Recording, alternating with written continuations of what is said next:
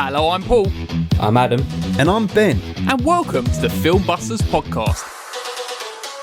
The film show with no filters, no prisoners taken, loads of disagreements, but one hell of a love for cinema. If you want to hear three friends ridiculing each other for an hour or so regarding their taste in films, then you have come to the right place. In each episode, one of the team picks a film for us to discuss. It could be anything from a recent cinema release to an all-time classic. So, strap in and get ready to get mad or get vindicated as we guide you through the murky world of being a film geek. If you like what you hear, you can also find us on Twitter and Instagram using @FilmbustersPod. You can also find each of our individual accounts. I'm at Filmbusters Paul. I'm at Filmbusters Adam. And I'm at Filmbusters Ben. If you want to use your eyes instead of your ears, you can also visit the website at filmbusтерspod.co.uk. And if busting makes you feel good, you can also support us at patreon.com/filmbusters for exclusive content. Alright, can we just get on with this now, please? It seems like fate just totally aligned last episode because you not only brought up Oliver Stone, Ben, and talking about natural born killers, but then Adam just goes along and picks an Oliver Stone film, and then also it's just a film that's all about, you know, like the Super Bowl and American football, which has just happened. So it's like the perfect time to do this film, really. It's super topical. Super fucking topical. It's going to release like a week after the Super Bowl, and everyone will have stopped talking about Kendrick by that point, but my God, he has dominated the headlines since that halftime performance. He has. Saw Serena dancing. The first time I watched that whole thing, like loads of it just flew past me because there was too much going on at once. I was just enjoying the music, and then subsequent revisits to it. It's like, that man is clever as fuck, the way he put all that together. Clever as fuck. Like, I had no idea that was Serena Williams the first time around anyway, but like just the fact that he didn't give a fuck about being sued, essentially. He did a bit because he didn't say certain words, but masterclass of a performance. I think it's like the best version of that song now. Yeah. And also, like, he doesn't even get paid to do the Super Bowl, so to go out there and do it and then be like almost getting sued because of it, you're like, you're just a professional hater. I know. Professional hater. He's the king. I love him so much, man. Like, everything he does is just like 10/10. Like, the funny thing is, back in my day of rap, Eminem was the one who used to get into the beefs with rappers many times, but most of the time the rappers he was beefing with were like non-entities. Like the most highest profile rapper he got into a beef with was Ja Rule, and there's a parallel because Ja Rule and Drake are kind of the same. They're like masquerade as rappers, but they're just singing half-assed love songs half of the time. Kendrick's taking it to a whole new level. the thing is, it's like Chelsea asked me yesterday, she was like, why are they beefing? And I tried explaining it, and I'm like, it is such a pathetic reason to start, but then now it's turned into like this whole thing. It's like, it's not really, like, there wasn't a reason to start the whole beef thing, and it's just like now turned into this whole thing.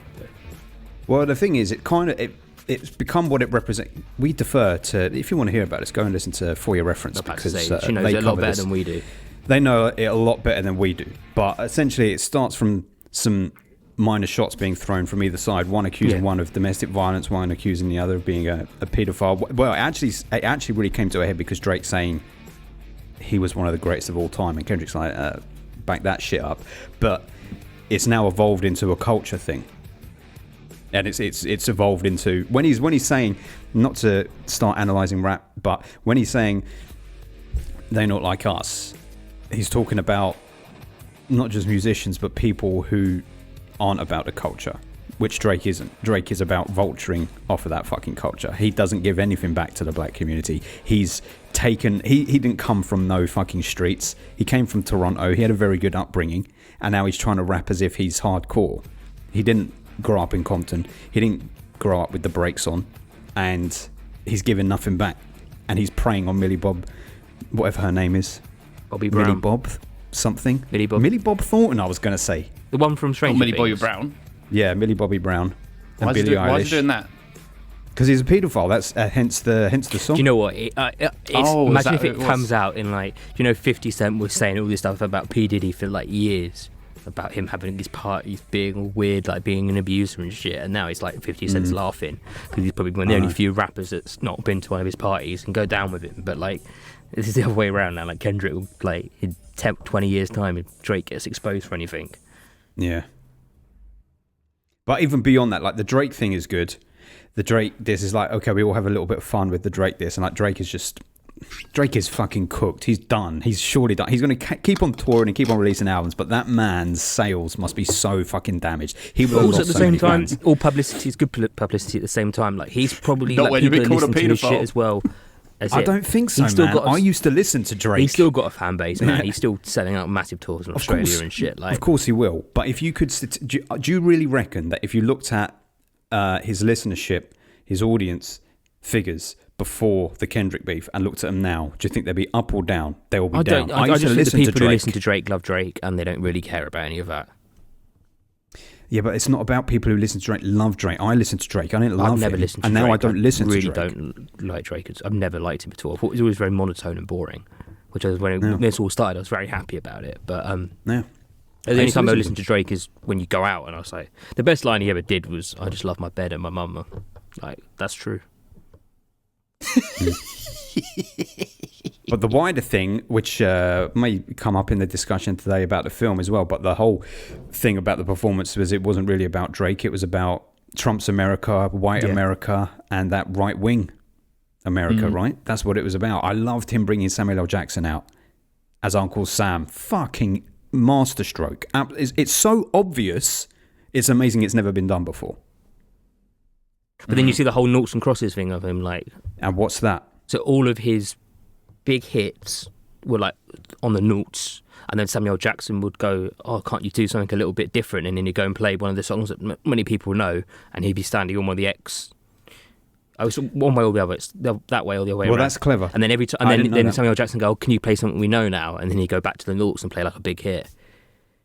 Well, he was like, "Oh, that's what we like. Yeah. Nice and calm. Yeah. I like it." But also, you know, the noughts and crosses was the PlayStation. Yeah, yeah. Remote He had the controller. triangle with stuff as well, didn't it? Yeah, and you know why he did the PlayStation controller? Why? Because who owns PlayStation? Sony. Yeah, who is part of the lawsuit against Kendrick? But aren't Kendrick and Drake on the same record label? They are on the same record label. Yeah, So I don't know. UMG. Who are owned by Sony? Yeah. Interesting. So this is how we get away with that whole performance without saying anything that could directly get him sued. I also heard, I'm not sure how true this is, that the line when he performed it live, when he said, "Say Drake, I hear you like 'em young," which is obviously the line in the song, that he actually said in the performance, "I hit you like I'm young," so that he couldn't get picked up on that. Interesting. Yeah. He knows what he's doing. But apparently, like Serena, I didn't know this, but Serena Williams is one of his exes as well, Drake's exes. Yeah, yeah. And SZA, both of them. Yeah, but SZA's been with Kendrick for a while now, and that whole I know, but so you put two of your put two of man's exes up on that fucking performance. Do you know, this is a thing I did not know. The disrespect is Apparently- unreal, mate. Do you know Serena Williams was doing the Crip Walk? I haven't looked into this Yeah. afterwards. I've only heard this briefly, so please correct if it's wrong. But her older sister was killed by a Crip. Yeah, but the Crip Walk isn't about the Bloods and the Crips. The Crip Walk actually originated by someone who was crippled. It was a dance move by someone who okay. didn't have a leg, didn't have one leg and two arms, I think. And that's where the Crip Walk originated. People associate So it actually with means Bloods and literally Crips, but that's where, cripple. yeah. Okay. Well, it's not Literally. aged well, but No, but you know, that's terminology. Everything has its origins. I just love course. Kendrick, man. His performance at Glastonbury was one of the best, and when I saw him at the O2, I don't know if I can justify seeing him again for the prices he's paying, and also at Tottenham as well. No. Don't want to go I there. won't. I won't do it. I considered it, but I'm not going to do it. And I'll tell you one thing. I'll tell you why. As much as I love rap music, seeing it live is never great because they never perform the full songs. Which is fine because they want to cover as many songs as possible, It's like but a they normally give a compilation. verse. Yeah, exactly. And I don't. Kendrick didn't do that when we saw him. Like he did. Yeah, but that's a Glastonbury. That's a Glastonbury set. I was listening to the rest of Entertainment the other day, and they were saying how the halftime show is done by Jay-Z. So Rock What do you Nation. mean is done by him? So Rock Nation own the halftime show at the moment of the Super Bowl. How's that possible? I thought Apple Music owned So it. they sponsor it, but Rock Nation pick who's going to do the halftime show and all of that. And so he will say, "Oh, this is the artist we're going to put on this year," and he's involved with the whole collaboration. But apparently the deal was coming up soon. Like this was the last one, and now that Trump's involved, it's not going to be Rock Nation or anyone like that. It will be. But what influence does Trump have? What influence can the president have over who owns the halftime show? Because the people who own the NFL will be in Trump's pocket and they want to please him and just make him happy. He'll put it in his mandate. And also, like, the whole way America's now going is back to, like, middle America. Like, let's play it safe. Let's have someone safe on a piano singing the song instead of... Yeah, you just Kendrick. know that next year, if that's the case, next year's... I mean, who was it last year? It was just Dre and Eminem and Snoop Dogg? Or was that the year before? Was it The Weeknd last year? One of The Weeknd did it recently, I remember that. But Dre, I think it might have been Dr. Dre and Snoop Dogg and all that lot, yeah. Dre and Snoop and Eminem. Still, that's who I would be going to see. If you're going to sell me the tickets for a show, you got Kendrick over here. As much as I respect him, if you tell me that Eminem and Dre and Snoop are in the other one, I'm going there. Even though fucking Snoop Dogg DJ'd at a Trump after party. You see that shit Oh yeah, recently? shit. I mean, we can't Everyone's like, you really sold say out. much at the moment. Fucking the biggest rapper who stands up for anything in this country, Stormzy's gone to I McDonald's. know. Oh, mate. That is so disappointing. I can only imagine he's going to have to cave to this pressure. He's already fucked up. The best thing he can do now, because his name's getting dragged, the best thing he can do now is just say, I fucked up. Also, Own if up- he own up says to it. if he says I fucked up and actually withdraws the deal, it'd almost make a bigger message. It would make a bigger statement. Yeah. So Paul, he's always said that he always stands on the side of people that are oppressed, and he's been free Palestine, and he's been outspoken about it on his social media over the years. He's just signed this deal with fucking McDonald's. He's done the McDonald's advert, and he's deleted all of his previous Palestine supports on social media. like he's got his own burger and stuff. Yeah, I've seen it. I've seen a massive poster of him on Westfield as you're driving to the car park. Genocide burger. Pretty much. Yeah, Fuck. man sucks. I'm going There to you the go. Palestine March tomorrow. We'll keep our eyes peeled for a few Stormzy placards. Sure, they'll be there. On that note, and I'll tell you this much: what we just talked about, I have more knowledge about that than I do about anything that was going on in this fucking film. Well, we'll get there in a minute, I think. Everyone, yes. Thanks for letting us have a little rant about it. It just felt fitting, you know? Yes. Of course. It just felt fitting.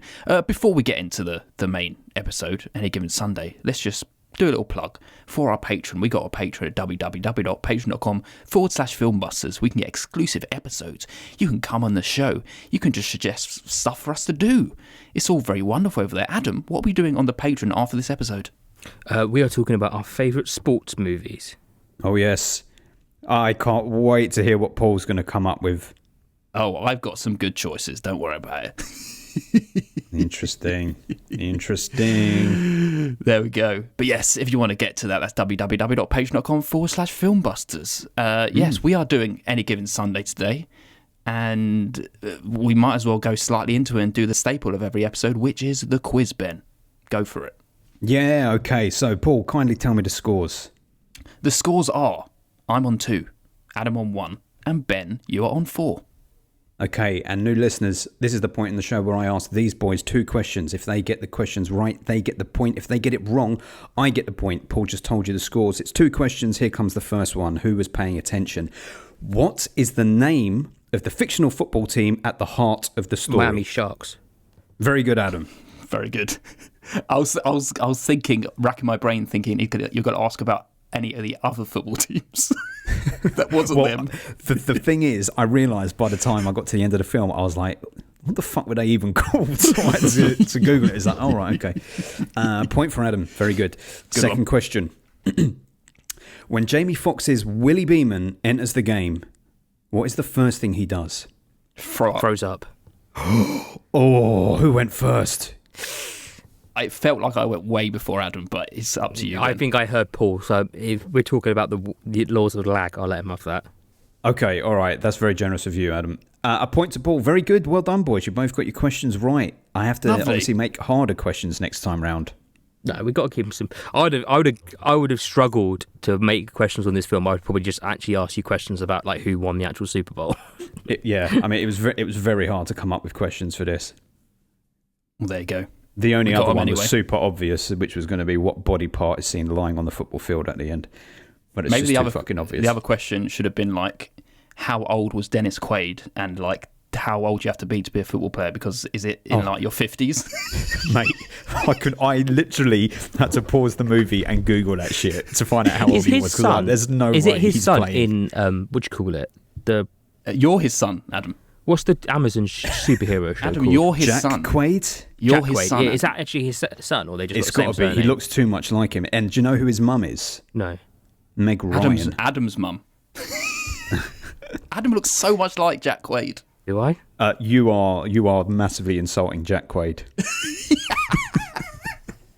Well, if I had the hair, I'm fucking bald as shit right now. Well, sorry, he's your better looking counterpart. Jack Quaid, dad Dennis Quaid, mum Meg Ryan. There you go. What a duo. Yeah, man. So what's the new scores? The new scores after that. Ben, you're on 4. You're winning still. I'm on 3. Adam, you're on 2. Yes. 4, Nice. 3, 2. It's interesting.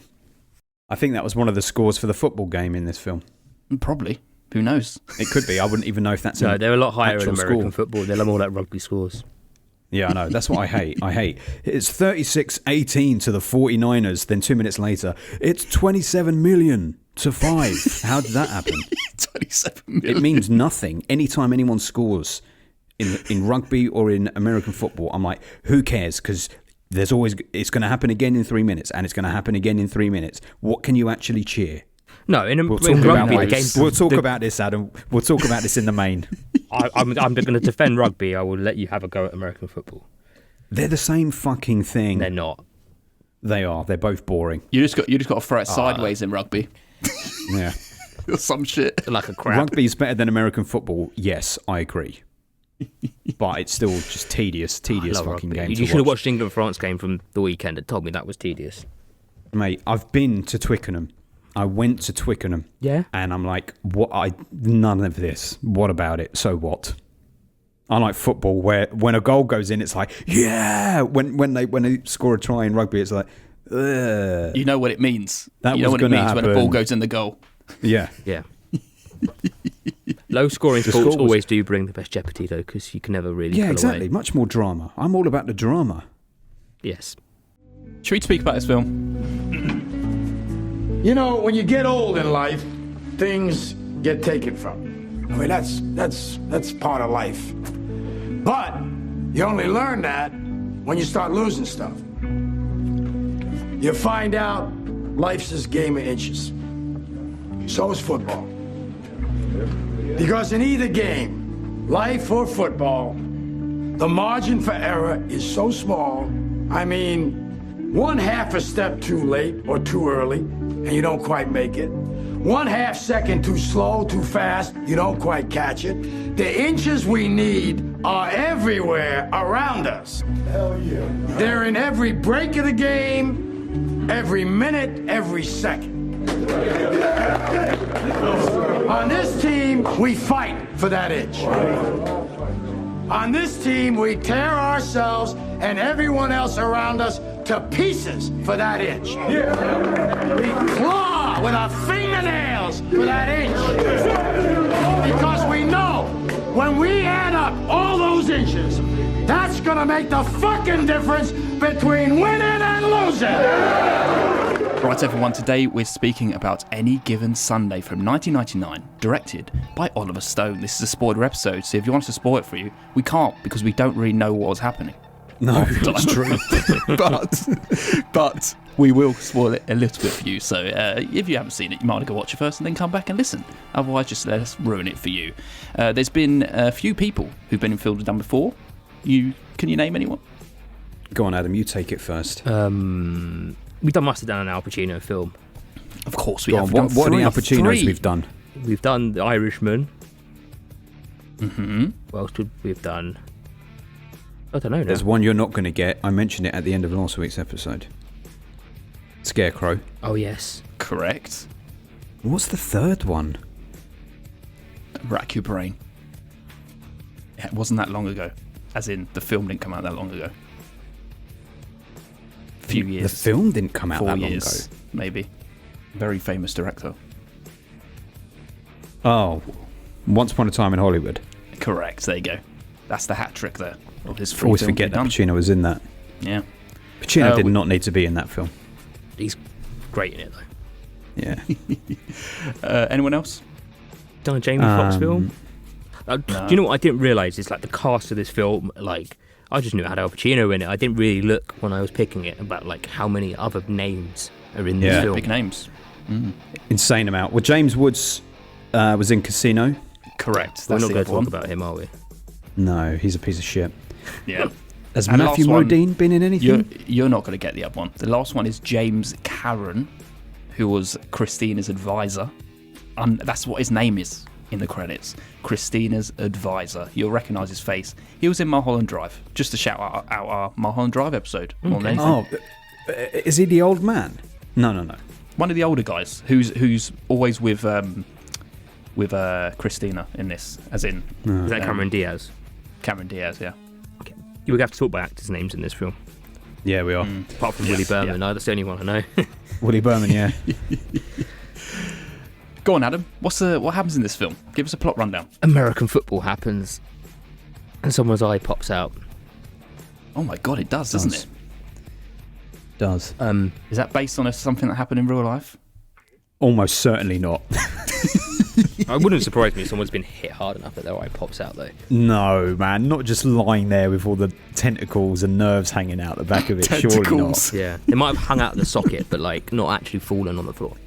That shit No. was so corny, man. I'm like, what the fuck are you doing here with this? Now, come on. That was fucking Neversoft. That the fucking Tony Hawk's credits. Do you remember that? You don't remember. Move on. I don't know what that is. Don't I know worry. Tony Hawk's is a skateboarder. Isn't he? Yes. Yeah. Is that all your Why plot? did you make me paranoid then when I said that and you went silent? Because I was drinking and they just made me laugh. Oh. Adam, is that your plot rundown? Is that Yes, that is my plot rundown. All right, Okay. well, let me hit you with a little bit of back info. So, Oliver Stone, not well known for his football fandom, but he is a huge football fan. And he always looked up to football players as gods. And in the 1980s, he wrote a treatment for a film called The Linebacker. And the script never actually got picked up, but during that time, he wrote Conan, he wrote Year of the Dragon, and he wrote Scarface. And then he went into directing Wall Street, 4th of July, and Platoon. And Platoon became the basis for Any Given Sunday because he basically was like, I want to do Platoon on a football field. So, this is the bit where I'm totally out of my depth because I don't know any of these names. But a former 49ers player called Jamie Williams had written a book. About his experience as a player, and he was asked to put together a treatment for Stone to turn into a film. Williams pitched the treatment to Stone and said, it isn't just the game through the eye of the players that this film is about. It's got to be about how the game overall is changing. So Stone was like, great, this is what I want to do. Then producers started reaching out to other people who had released other books. There was a doctor who wrote a book called You're Okay, It's Just a Bruise, which was based on a football team doctor. And the producers said to Stone, you've got to purchase the rights to this book. And then there was a third book that had got written, which was about a coach who was dealing with all of his personal life shit and then everything falling apart on the field. So Stone had 3 treatments, 3 different storylines, and he had to condense them all down into one story. I think that says a lot about this film. It certainly does. And that is what we have. That is the film. We have loads of writers. Loads of the original writers didn't even get a credit on the final film, which they were very upset about because it was their original source material. And the final thing I will say is this one guy, the originator, Jamie Williams, who had written that first book, said to Oliver Stone, when you make this film, football is a dark place. And if you aren't willing to go to those dark places, you are going to get laughed off the page. Well, there you go. There you go. I have That's other what he trivia, said. but I'm not going to bring it up until we talk about the actors because they all relate to the different actors. Okay, cool. Wicked. Adam, this is your pick, so you get to decide what order you want first impressions. I kind of feel like everyone's kind of given away a little bit for first impressions. So I'll go first. What can we spell? No, we'll go Ben first, me, and then Paul. You want to do the We'll BAP? go for the He's BAP. doing the BAP. We'll go Yeah, for he the Finally wants a doing the ham- BAP. a ham But I back kind of or think a- we've already given away some of our clues. But yeah, Well, okay. Well, first of all, as we kind of established, I mean, maybe Adam, out of the three of us, I suspect Adam probably knows the most about American football and the NFL, but I couldn't care less. A, because I don't really care about rugby anyway, but I know that rugby is better than the NFL. So immediately, a load of the stuff that's going on in this film, the terminology has me at an arm's length, but it's okay. A good film should mean that I can enjoy it regardless of the subject matter if you're telling a good story. And the bottom line is here, in a near 3-hour film, I couldn't give a shit about anyone in this film, whether it was the individual players, whether it was Cameron Diaz, whether it was Al Pacino's coach. Out of anyone, Al Pacino maybe has a slight touch of my sympathies, but hardly. He puts in a very good performance, but I couldn't give a shit about him, really. So I couldn't care about any of the drama on and off the pitch. I really hated the fetishization of all the players on the pitch. Clearly, that thing that I read out about Oliver Stone seeing them as gods, clearly that's how he feels, but I just think it's fucking ridiculous. It's like they're sports players. Like, it's like a BBC montage at the end of a England match when they make them out to be these huge gladiators. At least they look classy, and that's only 2 minutes long, and those BBC 2-minute montages are better than this 3-hour film about NFL. I'm sure there's lots of Americans who like NFL that say, oh, this is incredible. And maybe you probably do have to be an American or an NFL fan to appreciate this. But for me, I was bored, so bored for so long. I really couldn't care about anyone. I couldn't care about what they were doing. And I didn't like Oliver Stone's style. It has that natural born killers style, which is very over the top. Lots of quick cuts, splicing to tribal chanting and commercial edits, and then someone's talking and then it cuts to a different angle of them while they're talking, looking in a completely different state of mind. All of that Stone stuff that worked in Natural Born Killers just felt over the top and ridiculous, and I couldn't wait for it to end. okay. There we go. I think this film is the epitome of, you know what I kept saying, the independent board of editors. They need to watch some films before they get released and be like, bro, what are you doing over here? Like, let's sort this out. This is that film in a nutshell. Yeah. I'm going to read. Have you guys read what the plot description is on Letterboxd? Go ahead. No. It says a star quarterback gets knocked out of the game and an unknown third stringer is called in to replace him. The unknown gives a stunning performance and forces the aging coach to reevaluate his game and life. A new co-owner/president adds to the pressure of winning. The new owner must prove herself in a male-dominated world. The bit at the end about the new co-owner, that's in there. The bit about him reevaluating his life and the way he plays the game, that is not in that film at all. No, it's not. Even to the point where the old quarterback is gonna fucking almost die if he goes out on the pitch. He still wants to play him over the young guy. Like, he's almost going more down the route of, I'm sticking with my guns, rather than going, maybe I was wrong, we should influence you and the way you want to play. Like, the plot description is not in this film. That is the ending. He literally doesn't change because he wants to carry on. At the end of the film, he goes, I'll take him with me when I leave here because no one likes what's going on there. But yeah, it's just, yeah. I mean, the bit you said about the gladiators, Ben, I think that is the way that, like, Americans do see American football players. And there is probably a bit of a gladiator combat to it because you are just literally hitting the shit out of each other. Yeah, but fair like when enough. you watched like a thing before the Super Bowl, it was like, well, they're like the gladiators, they're our heroes, they're like warriors, and it's like, yeah, I think that's a general American way that people see. So he's probably just putting that into a bottle and putting it on screen. But yeah, I think too much of this film is lost on not only myself for not knowing the sport, but just lost in the general storytelling of this film. And again, 2 hours 40, like, come on. Yeah, a big boy. Obscenely long. Okay. Yeah, as you said, it's like unmistakably Oliver Stone. You know, that erratic, non-stop energy from Natural Born Killers 100% bleeds over into this, and it was just incredibly hard to get into it for the majority. It's like not only was I trying my hardest to try and understand what was happening in the football matches, like they would say at points like themselves, they would say, "What is he doing?" but also be happy about it, and I'll be able to understand what was happening regardless of whether it was positive or negative. And it's like, so there was two layers to that, and then like pair that with the fact that like this pervasive energy just doesn't calm or slow the fuck down. It's just so hard to board the fucking train. It's just like It just needs to settle down, but also kind of think that the style's almost there to try to convince you in a way that it's really exciting, when in reality it just isn't. It's like just the cutting and the energy of it doesn't mean it's an amazing thing you're watching. It doesn't help. Everyone's a dickhead, of course, but that kind of just comes with the territory, as you'd expect. It could most likely compete actually for the most needle drops in a film ever, and like God knows how much it cost for all those song rights, because it was like every 10 seconds there was a new song you knew, whenever there was a new game starting or some shit.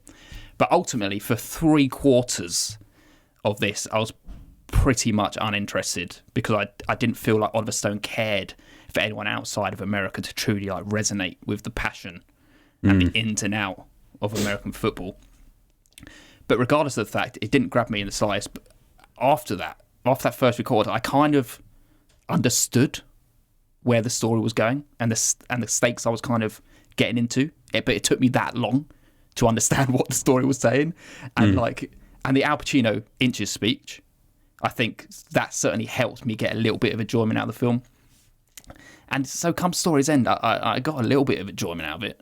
It's especially with like I guess I kind of enjoyed the middle finger at the end, Stealing Willie Berman, but like, and how that erratic kind of lifestyle just carries on or whatever.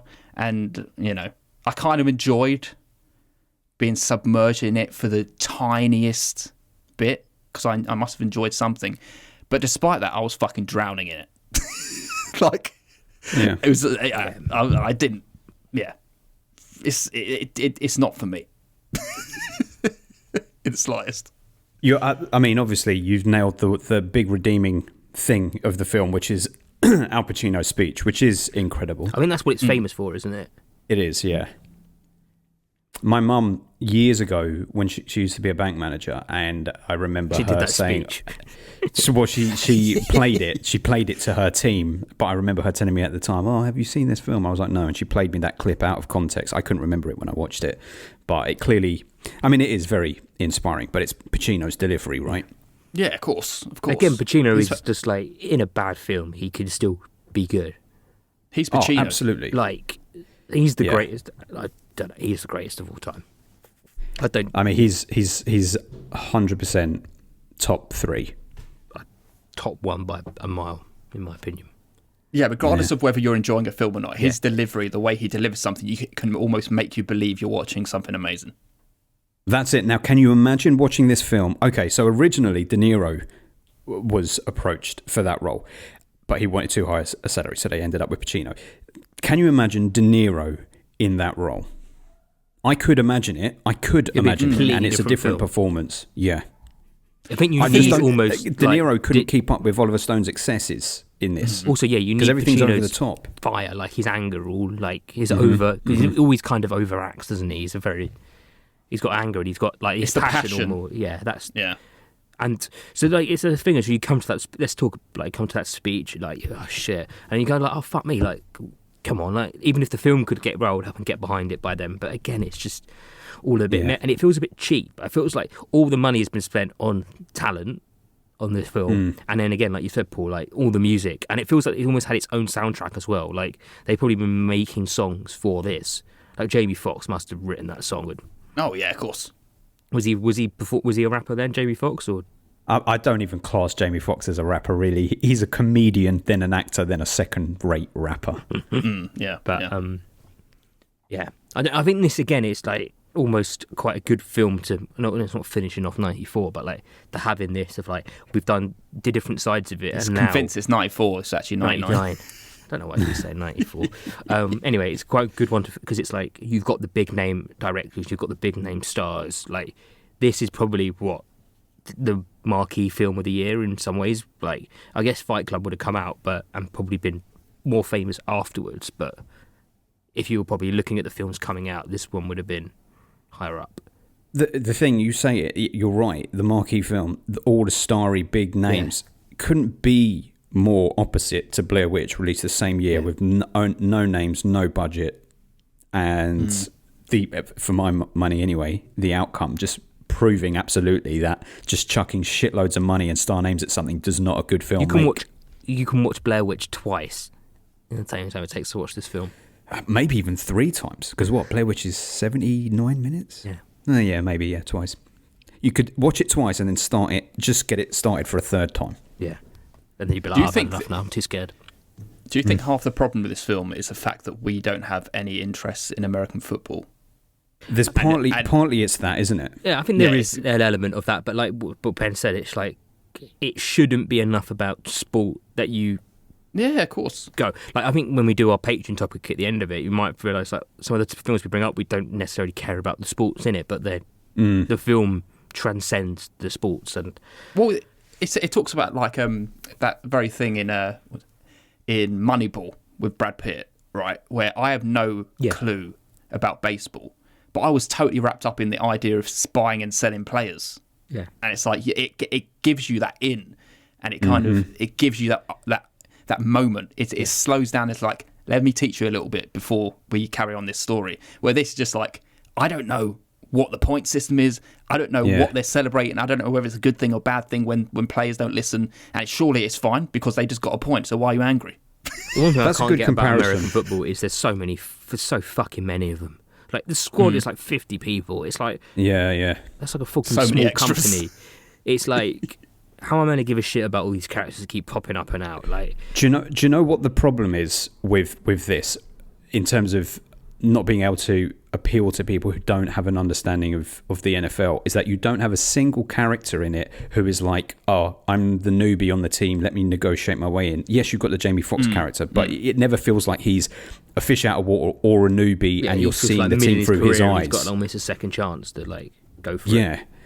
What we needed was to like have one central character we were following who was new to the team so we could learn the dynamics and everything. You're just plunged into it and you're like, I still don't understand why Jamie Foxx's character and LL Cool J's character were beefing. I really don't understand that. Like, all of a sudden he was like, oh, they got into a fight and all that, didn't they? They were like antagonists. It's because LL Cool J was always followed the directions of Al Pacino, where Jamie Foxx didn't, and he's like, "That's how I play LL Cool J." He's like that. I listen to the directives and I play them out, whereas Jamie Foxx just wouldn't listen, so it just messes everything up. But I agree with you, right? Because they needed that character.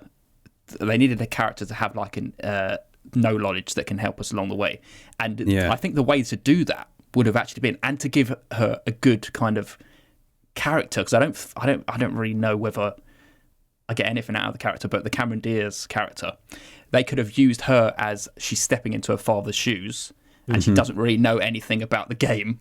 But she knew the game. I know, but they could have played that character as that character, They make her could a have, little bit yeah. more sympathetic, and then kind of teach us along the way of, oh, this is how football works. Let's talk about you know. Cameron Diaz's character. Do you think, in a film which I personally think is super sexist the rest of the time, because the portrayal of women sucks, I think, generally, like it portrays them as either whores or as like manipulative wives that are like, get back in the game because I want to be a wag so that much. was such a that whole sequence was just weird and awful. Like, my man's got a broken back. Like, let him retire. It was basically like women are witches, women are manipulative witches. Look at this terrible woman. However, the Cameron Diaz character, what would you say? Is she a good embodiment of a female businesswoman? Is it a negative portrayal? What? I don't know. I think it's quite negative, to be honest. Yeah, they're saying she's taken this from her father and she's trying to sell the company immediately, and like she's not giving it a chance. Her father had like morals and wanted to back the people she had, where she was just against Al Pacino the whole time.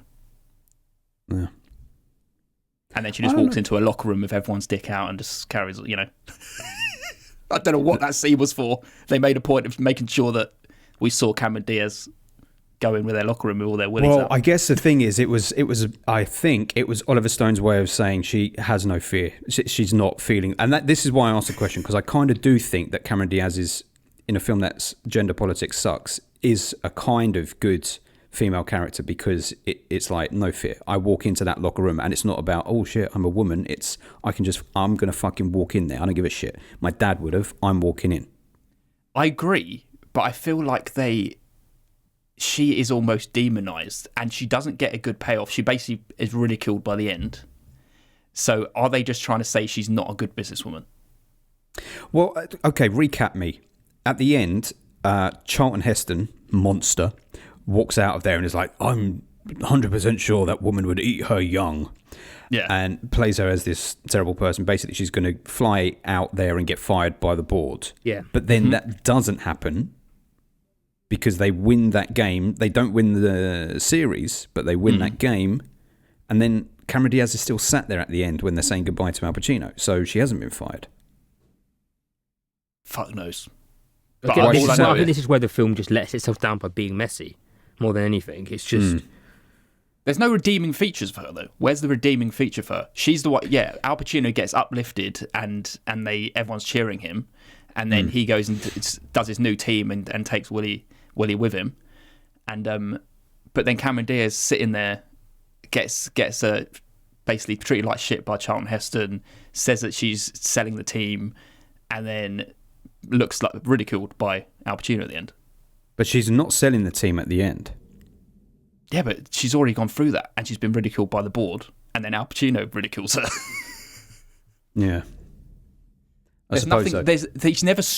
She might appear strong. They almost act like has a facade of being strong, but never. She's never like. We never feel her strength. I think she's again never it just comes down to the film just being messy, that you never really get any of these storylines to pay off properly because. Yeah. Yeah. Like- It's too messy. The thing I was saying at the beginning about the 3 stories, out of them 3 stories, I would love to have followed the coach's one. That would have been the good film. If it had really been focused on Pacino. Yeah, make it an hour and 50, follow that, Yeah. done, move on. They filmed scenes with Al Pacino like trying to engage with his estranged son and stuff and they deleted scenes. If you had brought that in as a plot device and lost some other shit from this film, that would have been the thing interesting. of like the guy reevaluating his life. Like he doesn't really do that. That doesn't happen. Gets into the politics, more politics of football. Yeah, and I guess, and the thing is, like, from like things that I've been reading about this is like, oh, this really damning indictment of modern American football, and it's like maybe a little bit, but ultimately it was just like so obsessed with the footballers and football as a whole, it became fetishistic. You look at Oliver Stone up there in the commentary booth throughout the film. He plays one of them commentators. I'm like, this man is on cocaine. He is loaded on cocaine, and it is clear from this film that he was massively up his own nose at this point in his career. This is a cocaine film. Just like loving America, loving football, just loving the energy. It's like non-stop. You can't slow down just to appreciate anything. Yeah. Did kind of appreciate Jamie Foxx getting knocked and doing a flip though. That was quite cool. It was so dramatic, wasn't it? It was, but like at least I could understand what was going on. It's like he still scored that touchdown, but he did a somersault. So Willie Beeman, originally Oliver Stone wanted Will Smith, but Will Smith wasn't interested. And then they went to P. Diddy, and P. Diddy we wouldn't be doing was this film on then. set. I know. P. Diddy was on set. He already started getting into the role, but he brought this massive entourage with him, and Pacino hated him and hated the attention that was around him. And he went to Oliver Stone and he said, it's either him or me. I'm not working with this guy. So Stone was like, okay. Well, I think We'll that's move good on. though, because I feel like Jamie Foxx has that energy of like you feel that he is Almost not young going to be kid listening coming to on. people. Yeah, you can feel that. Yeah. I think he plays that well. Yeah. He's very believable as this antagonistic young guy who kind of gets sucked into the fame, and then I believe it the whole time. Yeah. And there's just too many characters introduced all at once. In that first football game, you're introduced to like half of the fucking players on the team and half of the back staff, and it's like, well, wait, we don't know who's meant to be nice, who are we meant to like, and you're trying to keep up with a game that you can't fucking understand. It was a baptism of fire, because like the first 40 minutes of the film is all that one game. Yeah, I know. For a moment, I thought, are we going to be in this game for the whole film? I know. I was fretting. I was sweating so much, thinking this whole film's going to be the bloody game. And it was. And I was thinking, but we're like halfway through the game. We're only going to like a whole film is half the game. I know. I really didn't realise how long this film was when I picked it. I would have been like, okay, maybe this wasn't the... The original cut was 5 fucking hours long. Wow. Fuck me. Yeah. Apparently, it took an hour and 40 minutes before the first game ended in the original cut. Obviously, it was never going to be released as 5 hours, but when Oliver Stone had He made it was a like, fucking okay. TV series or something. Yeah. But I think there is a TV series that was inspired by, like, there is a film which I haven't seen called Friday Night Lights, which then inspired a TV series, which maybe it's just because it's a day of the week, but that's also about American football, right? Friday Night Lights? Yes, is it? I don't know. I haven't seen it. I think Billy Bob Thornton's in it. Is it not about baseball? No, it's American football as well. And it's got our man from Bloodline in it. So do they only play football on a Sunday? Like, what's the deal? He's any given Sunday, I guess Saturday and Sunday, I'm assuming they play on Saturdays and Sundays. I think it is like NFL Sundays. It's a massive thing in America. Mm-hmm. Well, football Sundays, Super Sundays, Yeah. a big deal here. Yeah. But Is it like the big game that's on Sunday? they normally do spotlight the bigger games on the Sunday because they get the television rights for the Sunday games, where they don't. Over here, anyway, they don't normally get it unless it's an early or late kickoff on a Saturday. You don't get the television rights as the Sunday ones do. So they tend to focus on the bigger game. Yeah, they the normally big games have a bigger like game on Sunday the at Sunday. Any given Sunday, you can win or lose.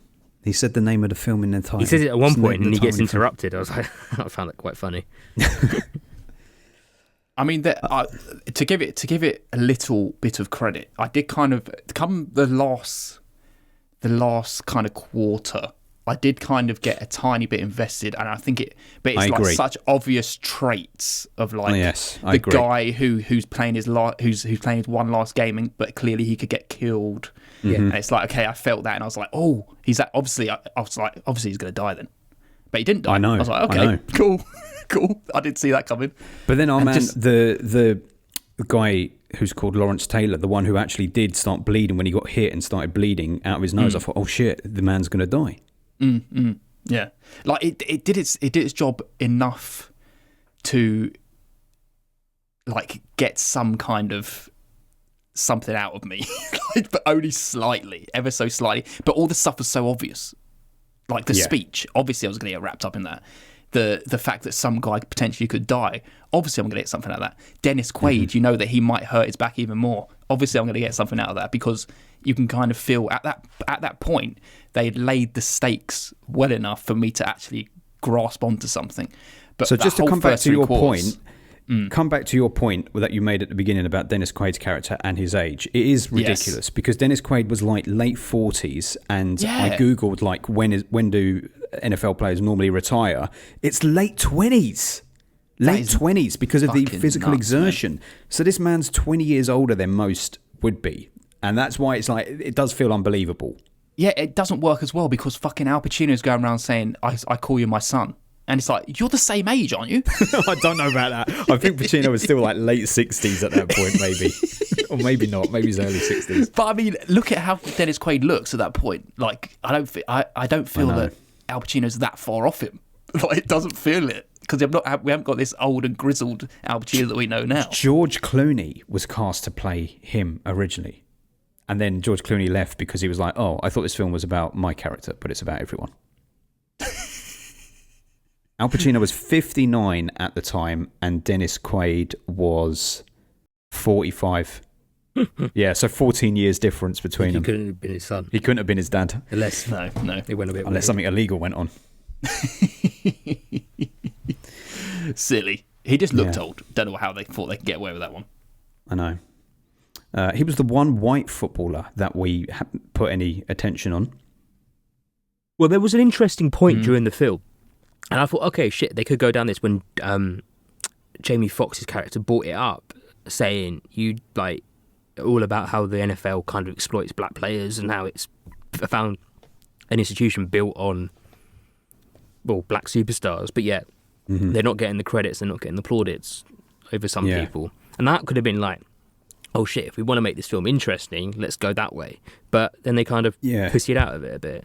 Well, I thought that was an interesting moment when he was talking about racism to Al Pacino. Yeah. And Al Pacino was like, come on, don't play that. You know it's never been about race. You know how often I've gone to bat for you and other black players. He's like, it's not about race. This is class. It was like, he said something like, this ain't racism, this is classism or something like that.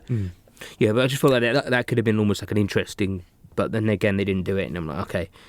Yeah. But Yeah. It was going too fast to even like religion anything in any kind of. It was almost like plot. it was like a minute long, that bit, wasn't it? And then it just disappeared and carried on. But yeah, Tiny little moments that might have been good, but they just didn't expand in it. I genuinely do think Oliver Stone was too coked up, genuinely, at this time know what was going on. Yeah, and edit to in a actually film. exhibit any restraint. It was too much. Like, people say it's obvious that Scarface was written on cocaine, which it absolutely was, but that's fine because you write a story like that and then someone else directs it and contains it. Whereas here, Stone's off his face on coke and making this film. that's why you need your independent board of editors. You're right, Adam. But what I was telling the cinematographers, man, like, just everything's got to be like flying here, flying there. Only do a 2-second shot on this. It's like, how did you direct that? So apparently he was like, because he had so much fucking talent on set, like whether you like him or not, so many big names at actual stadiums, dealing with real life weather, having to work around actual games going into the stadiums. Oliver Stone would just like grab a camera and start shooting B-roll constantly while they were filming. He would be shooting all sorts of shit just to That capture shows stuff. you a budget when you can just use up loads of film just on nothing. I know. It's madness, the energy of this. That's what I think. I feel like if you were really into football, maybe the energy you would get wrapped up in it. I think Because you're this loving film it, was maybe. recommended to me by an American who said, I said, like, oh, is there any good NFL, like, no, any good given Sunday? So maybe, like, all our American listeners are going to hate us for slandering this film because it might be like an institution out there. I think definitely if you're an American football fan, this is going to resonate Does with Alex you. like NFL? I feel like he does. He definitely does. He So, goes to loads of games. I feel like he should be the one reviewing this film and not us. Well, look, Julio gives it a 6 out of 10. So that's I would But I don't imagine think Julio Julio's giving it that. about the American football as much, is he? No, but equally that's more generous than I thought he might. If you put it like this, if you replace this with, I know it's obvious, but if you replace this with football here, and it's the same kind of energy, the same kind of like non-stop pacing, you would probably get more out of it, right? Because you'd be knowing what's going on. I'd be like, this is ridiculous, though. I'd be like, this just isn't the way that the game is played. People aren't like this in real life. Also, and this is not. I don't mean to offend Americans, but it absolutely has that American over the top exuberance throughout the whole film, which is like, as a Brit, is like, oh, fucking calm down, man. Just chill the fuck out. It's a game of football. Stop this. Think Oliver Stone is so much leaning into like the love of this whole thing, and like regardless of how everyone's being a dickhead, like doing coke off of people's tits and all that kind of shit, he's loving it. He's like, this is the life, man, living it like this is wonderful. You can see he loves it. That's what it feels like. That party that you're talking about was real. To do that, he just threw a wild fucking party, and it ran for 3 days, and he was like, just party. I'm going to film For 3 days. the second and the third day, I mean it, the second and the third day, loads of the women who had been found in clubs and whatnot because they looked sexy just didn't return because it was like, they said it was too much. It's like, oh, that fucking sucks. What happened then? That's horrible. Fun, mate. To be fair, a 3-day bender doesn't sound fun. Well, it does if you're like, hey, you're going to be in this massive movie in Hollywood. Al Yeah, but for Pacino's going to be in 3 it. days, Jamie I'm Foxx going to be in it. Come to this 3-day party. I'll be like, yeah, okay. You'd be like, great, and then after the night, you'd be like, I'm just exhausted. It'd be like a festival when you get to Sunday, you're like, I just want to go home now. You don't have to do much acting. You just have to basically have a party. That's pretty much what everyone was doing. Oh, I know. Jesus. And I mean, I listen, as much as I didn't like the film, I know this is the thing. You can't just watch one film and be like, oh, well, then that director's shit, because he's not, because Oliver Stone's done some great fucking work. And he obviously threw himself hell for leather into this, but he needed someone to rein it back. He needed someone to take out his drug dealer so Refine that he it a could bit. actually refine it. Yeah. Refine the film, not the cocaine. Yeah. And, you know, you've got to respect him for kind of doing it on his terms, because, like, he went to the NFL to ask their permission for all the use of the stadiums and whatnot. And they were like, yeah, you can do it, but we need to see the script. We get final sign-off on the script. And he was like, well, no, because I'm not telling that kind of story. I'm doing this sort of warts and all thing. And they were like, well, we know you are a conspiracy theorist because of your films. We're not doing it. So NFL sent out this blanket email to all the teams and were like, do not let him film in your stadium. But then I think whoever the 3 or 4 teams were just were like, okay. They look like We want you indoor to do it. like college stadiums though. They don't look like NFL. They used 3 real NFL stadiums, Okay. but I don't know or care enough about the game to know who they were. No. He clearly treated the whole fucking film like Platoon. Like, I think it's interesting, that whole idea of Platoon on a football field, because that is kind of what it's like. It's just chaotic, but I just don't buy it. Maybe because I don't like the sport, and it's just I don't buy into that enough. It seems ridiculous. But then equally, people, and you, Paul, and other people would say that about football. Would be like, oh, who cares? It's just football. But it's like when you're a fan of it, it does become it's more. Yeah, and of if you have a course. team in it, it's even more. But I can understand how from the outside, because I'm being fucking dismissive of NFL, but it's just as valid a sport as any. It's just I don't like it. I'm not saying it's shit. I just don't like it, Yeah, or understand it. or What's going on? understand it, and I have no desire to either. I feel like Oliver Stone, like, you know, we get like method actors who really like involve themselves in everything to do with the character and stuff. I feel like Oliver Stone is almost like a method director, where he just really submerges himself in that whole world, and literally, like, all the coke he was taking and stuff, it felt like he was on this pie ride with everyone else and going to those pies, and 100% feels like that. And especially like when you take like Natural Born Killers as well, like the energy of that, and just, I'm sure he was properly in on that kind of world. No, he was on mushrooms and everything when they went out to film that exactly. desert scene in Natural Born Killers. They were on mushrooms. It's like crazy. Yeah. And also, man's politics suck now. He's like, oh, I really appreciate everything Donald Trump's doing. It's like, oh, Oliver Stone, man, you used to be like fucking anti-establishment, and now you're in the pockets of Mr. Trump. Come on. I'd say Natural Born Killers is a very kind of like, anti-establishment film in it. It's like fun. Yeah. But at the same time, it feels like he's a man who absolutely adores America, and is like, oh, yeah, But he's always super fucking. It's weird because yes, but he's always super critical of America in films as well. Like in JFK, obviously, like the big conspiracy about it, but at the same time, he does love them. Yeah. But then Natural Born Killers is like, look at what advertising, media, and whatnot is doing to America. It's destroying them. And he has this appreciation for Native Americans. And he makes all these documentaries about leaders like Castro and whatnot. He made that 2-hour fucking documentary where he went out and was with Castro. So it sucks that he can be like that, but there you go. Interesting. I know they don't really compare, but it's an obvious comparison because it's the other sports film we've talked about on this podcast. But between this and Goal, you can see how, like, you have no interest in football, but surely with Goal, you can see how that is a better film because it's Man. I thought even though thought it's Goal was corny. good. Yeah, because you follow someone, and if you don't have a necessarily an appreciation for the game, you can at least appreciate this individual navigating his arrival in Newcastle and rising through the ranks. And we just didn't have that here. And you feel like, you can follow, you feel the stakes, you feel like he's a decent person, you feel like the love for his family and stuff, and it's like, that resonates. Absolutely. Yeah. Wait, there's nothing like that here. Nothing at all. And like literally, I couldn't tell you, like we haven't even spoken about people like James Woods and Matthew Modine and John C. McGinley who were like characters in it, because it's like, well, so what? They were there. John C. McGinley gets punched out by Pacino. James Woods a dickhead, he always is. It's like, why we got Aaron Eckhart? Well, like all these names are in there, but it's like you ain't doing nothing that we really connect to.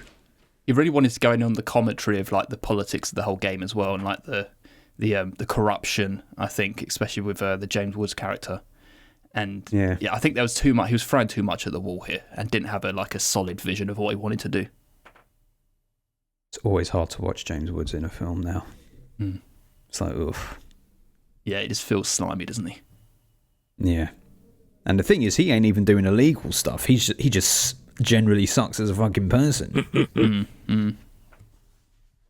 Most people do. Apparently, LL Cool J and Jamie Foxx really did get into a big old fight over there in their scene. They had a big, massive bust up. If you were on a 3-day bender, you probably had enough of each other by the end of it. Possibly. LL Cool J really hit Jamie Foxx during one of their arguments, and Fox was like, "Why did you do that?" And LL Cool J's like, "Well, I'm just getting in the character for it, and then they did another take, and then LL Cool J did it again, and then Jamie Foxx hit him back, and they had a massive ruck, and Al Pacino was there, and he had to step in, try and split them up, and Al Pacino was fuming. He was like, "What the fuck is this? This is not professional." And then Oliver Stone was saying to his cameraman, like, "You got that on film, right? You got that on I was film." about to say. And the guy it was like, filming the whole time. I know, the guy was like, we couldn't. They were doing it directly under the crane, like for this crane shot. And all of a sudden was like, why the fuck were you not filming? What are you doing here? This is amateur. It's like, oh man, I don't want to be on that set. This sounds hellish. Would you rather be on the set though, or watch the film again? Oh dear, I don't know. Maybe be on the set. At least I can see it with my own eyes and choose. I don't have anything else to say on this film now. Okay, last question. The eye. We talked about it coming out on the pitch. That was just the perfect embodiment for me of this film and how ridiculous it was, because it was like absolutely unnecessary, and you're just doing that for some sort of weird shock factor. Yeah, to show how big and manly these Out of people place. Yeah. It didn't feel good. like in keeping with the film. It feels like a totally different, like a comedy film. Like, what's going on at this point? That felt like Longest Yard, Yeah, like something like that. Yeah, like which is something by far the off better wall. NFL film. There you go. Is it going to sharpen your patron picks, Adam? No, it's not quite that good. Yeah, I guess I got nothing else to say about it either. Yeah, other than Willie beaming, I keep the ladies creaming. Yeah, so That's I'll all tell we you gotta what. say. I don't think Jamie Foxx wrote that. I feel like that is Oliver Stone writing a rap, because you look at them lyrics, that is a white man's idea of what rap is. 100%. Yeah, defo. And if he did, shame on him. The film sucked. That's and it. it's me first, is it? Yeah, it's you first. Go on, let's go to our ratings. All right, 4 out of 10 for me, because it had a couple of redeeming individual moments, but it was a pretty piss poor film. I'm going to go a little bit nice. I'm going to 5 out of 10. I'm also going the 5, yeah. I'm sitting on the 5. Okay, well, that's a 4.66 average, which means it is absolutely going into our bottom 20 of all time, which is Wow. exactly what it deserves. The first film it goes to bat with is THX 1138. For me, THX is a better film. Yeah, probably. Well, there we What go. did I give it? Although I can't remember what I gave THX. Who cares, Paul? Let's just stick it there. THX, No. you gave a 4, Paul, so Oh, no. shit. And Adam, you gave THX a 4, so you Okay. both think Any Given Sunday's better, so it goes above. Home Alone 4 is the next film it battles. And you gave it a 5, Paul. You gave it a 4, Adam. Home and Alone I 4 is gave it a better. 5, so Home Alone 4 is better. So that means that it goes above THX 1138, but below Home Alone 4. And that means that now our number 20 film that's just about to pop out of the relegation zone is True Stories. David Byrne's True Stories. But that means 3 from Hell has escaped the bottom 20. Well, that's it. That's Any Given Sunday. We have nothing else I'm glad to to say have about seen it, because I probably never would have watched it otherwise. Yeah, That's of why course. That's why I put it on this film, because it's one of those Al Pacino films that have just been on my list for ages. And I'm like, Yeah. And it is because of the American football thing that will always have stopped me from ever actually wanting to put that on. And I also, think no if one I put really it talks on, about it being an Al Pacino good performance. No, I'm a bit they like, don't. apart from obviously the speech, but the film is not worth watching to watch that speech. No, just watch the speech on YouTube. You've seen the best thing in the film. Yeah, I'd say so. Do you want to talk about what we're doing next? Yeah. So, you would think that would be the end of our round, but it's not. We're carrying on with 1999 for one last film. One of our patrons has used his special privilege. He's used his Proton Pick privilege to add a film onto our 1999 round. And he's bringing us a film that none of us have seen. And a lot of people seem to like it. That's all I know. And it's called American Movie. Ooh. And it's Julio. Julio brought it. This is very interesting. I know nothing about it. I'm not going to look into anything about it. No, But it is exactly. a documentary, right? Apparently. But I don't know whether it's a real documentary or a mockumentary. Well, the director has done, because I was just looking at what I've seen that he's done. Everything he's done is a documentary. He did the Fire documentary. He did Jim and Andy. right. He did the Wham documentary. He did the Mr. McMahon TV series on Netflix. He did the This disappearance is- of Madeleine McCann. So, This is a documentary, basically. I don't think we've ever done a documentary on Filmbusters. We have Ever. not. We have not. So that's very interesting. That's interesting. That's very intriguing. I'm down. I'm interested. Should have said, isn't it sad that 1999 was doing so well? This could have been the best fucking year for me, and then this came along and ruined it. Well, it's still got a ruined everything. chance. I know, but I mean, this film, it's not getting like It's tarnished. perfection. There's always a bad apple. And it's all me who throws them at you, Ben. I'll give you kiss, I'll give you cats, and now this. I know. There we go. It's wild that I wonder how we're going to talk about a documentary because we can't talk. We can only talk about facts. We And, don't know the tone of it. It could be anything. I know. It gets a very high fucking ratings. My goodness, I'm excited. I don't know nothing about it. That's exciting. Yeah, same. I'm very excited. That's what we got to Okay. look forward to, everyone. American Movie from 1999. It's on Amazon Prime in the UK if you want to go watch sweet. it. And I don't know where it is anywhere else, but there you Oh go. shit! Michael Stipe's a producer of it. Whoever that is. Hey, if you two are the worst. Adam, do you know who Michael No. Stipe is? You two are the fucking worst. I'm not even Who is going to it? tell you. I'm not even going to tell you. I can go look myself. Tell me who it is, Paul. Ben's being grumpy. It's the fucking lead singer of REM. Oh, okay. Oh. Why would I know that? Adam should know that. I don't know Dad Rock. Oh, mate, fuck you. Oh, Fuck Jesus. you, mate.